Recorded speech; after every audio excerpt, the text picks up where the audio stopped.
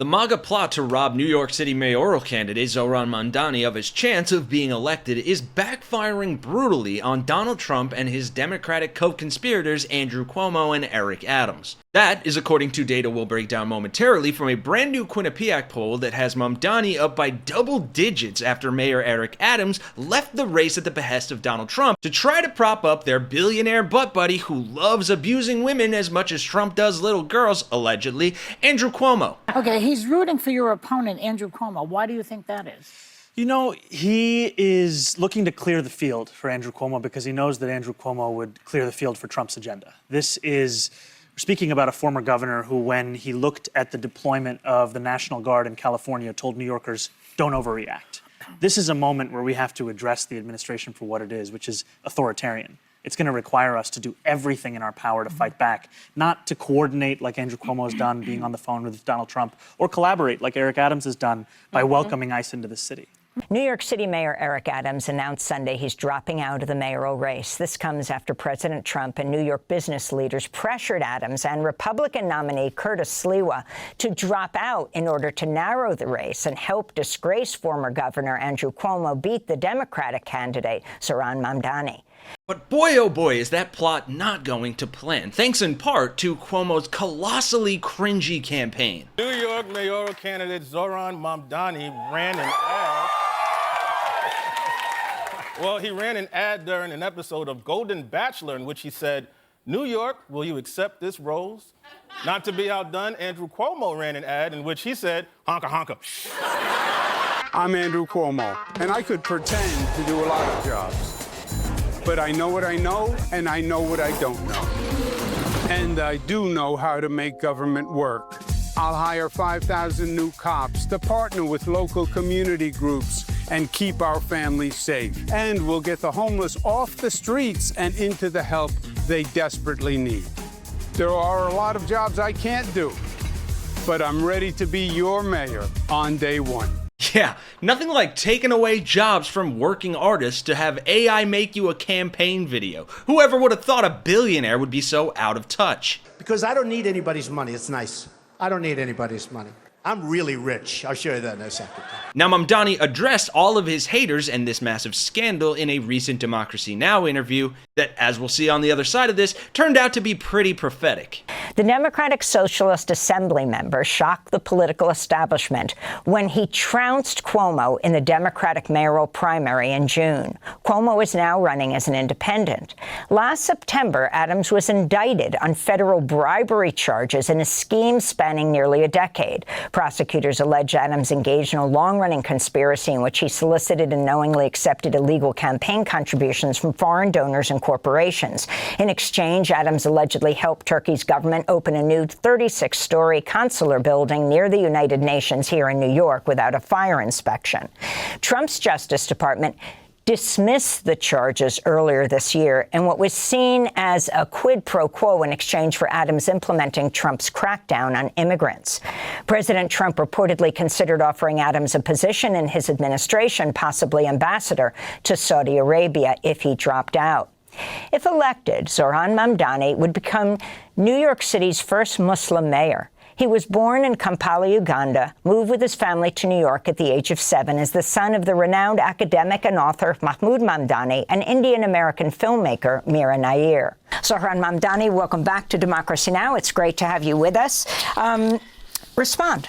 The significance of Adams dropping out of the race, does this surprise you? You know, it is something that has been rumored for quite some time, that this would be the month, this would be the week, this would be the day, and today we've finally seen it.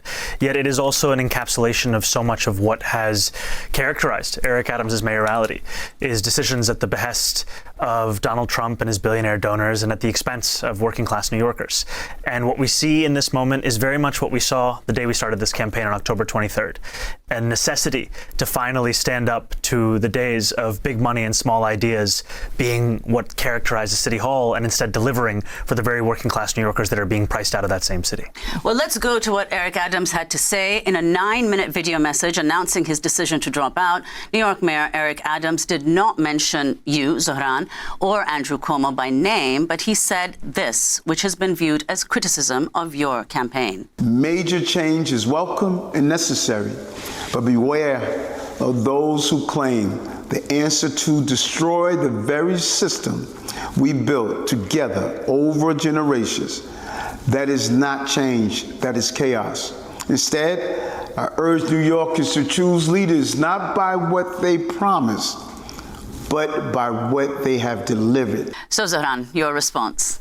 Well, I am not surprised to hear any of these critiques or points from Eric Adams, because it is Eric Adams' mayoralty that has delivered us with a city where 1 in 4 New Yorkers are living in poverty.